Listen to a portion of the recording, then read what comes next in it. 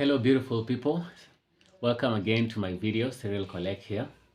It's yet another beautiful afternoon here in Kenya, and yeah, it's God is good. So today guys, I'm going to be uh, like explaining to you where and how illegal immigrants come to Kenya. So I'm going to be showing you like how the routes they use when they're coming to Kenya, and the people that they must get in touch with so that they can get into Kenya. So guys, this is in connection to the recent killings that has been happening here in Kenya. Like we had, there was a killing in Roysambu, in which a girl, a beautiful 20-year-old lady, was butchered like chicken. It was so, the scene was so horrific.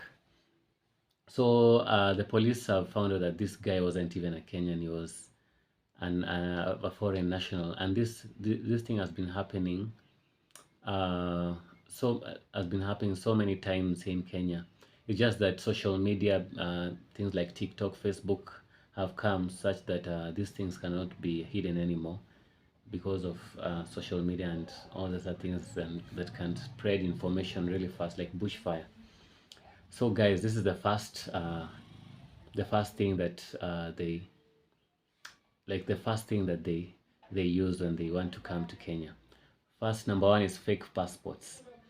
They use fake passports. Like there was one in Kenya. There was one person who was arrested by the police who had he was going to another country, but he had a fake passport of, I think it was Zimbabwe or another country, but he was a Nigerian. So he was using a fake passport, and I don't know how they get these things. I think this is just because of corruption in African countries, and yeah, and it's something that I don't know if corruption can end in Africa because people are so hungry for money. So first of all, is fake. They use fake passports. So you find that somebody, the passport has its own picture, but the nationalist, the nation that in which he hails from, it's written in another country. You see, so such that people can't know, like this guy is from this country or this country, because when he goes to this country, even when you go into the national records, the National Registry of Passports and everything, you can't find the name on the database. So this is one trick that they use, and it has helped them succeed. Maybe coming here to Kenya, doing some illegal stuff, like killing women, mm, stealing online, okay, doing online theft, fake gold deals. Like when you in Kenya, most of the fake gold deals are usually done by foreign nationals, especially from Congo, Nigeria.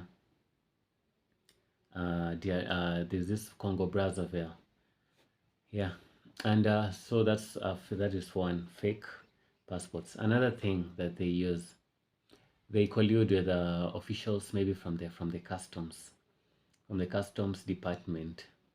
So you find that maybe a person comes from DRC Congo.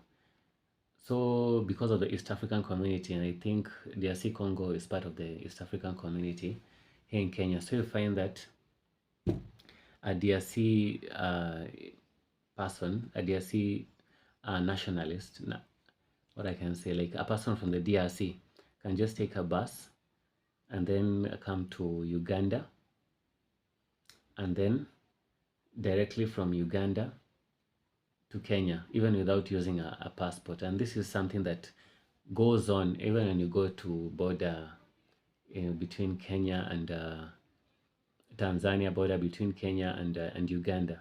You find that most people just operate like with nothing, like you just get in and out of another country without even being asked for like documents. You see, so that is something that is encouraging illegal and dangerous immigrants to come into Kenya. So guys, I'm not trying to say that people shouldn't be free, like to come inside Kenya or outside. Like this is something, because this is an East African community, and we should encourage like East African cooperation. But at least before somebody gets in to a country, I think he should have a passport and at least an ID from his or her own country. Like when a person is coming out of Kenya, at least he should have a passport, a registered and legit passport, and then that passport should be stamped, you see. And then after stamping, you should also check the national ID and make sure that these things match. When you look at the national ID, when you look at the passport, they match. And then that guy can go about his business in Uganda and yeah, and do his business and then come back. These are just safety precautions that should be taken in order to avoid such kind of bad things that are going around in Kenya today. So another thing that they use, I've already talked about fake passports and colluding with customs people. So the third one is what is the third one? The third one is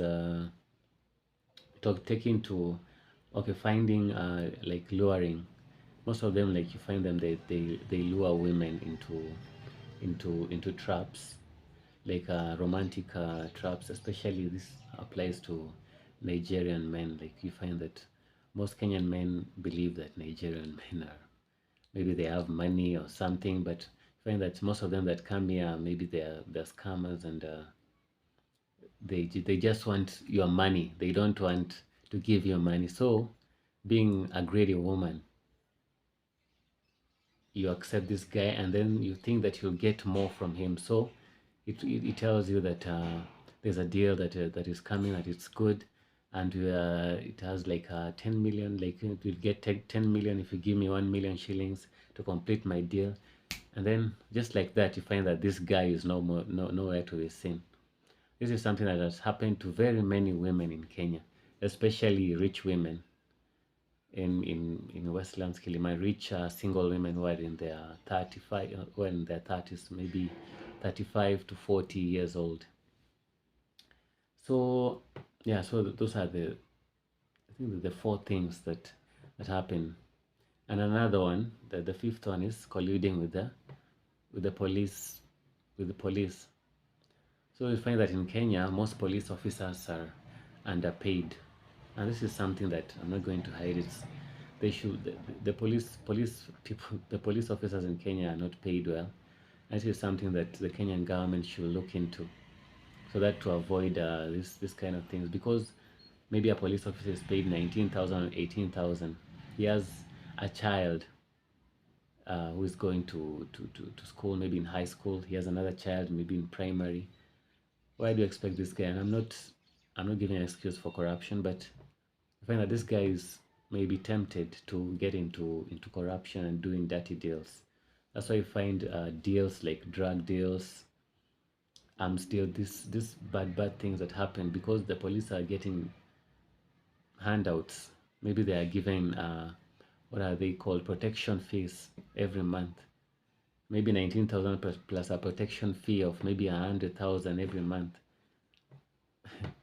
Any person will be tempted, so I can't blame them. But I think the Kenyan government or our government should try better, should try to increase police salaries so that at least somebody may have morale and yeah, at least to stick to the code of conduct, to their code of conduct in which they agreed to when they were being sworn into the police force. Yeah, so guys, that is what I wanted to tell you to talk about today. So guys, please like my video, subscribe and share. Until next time, bye.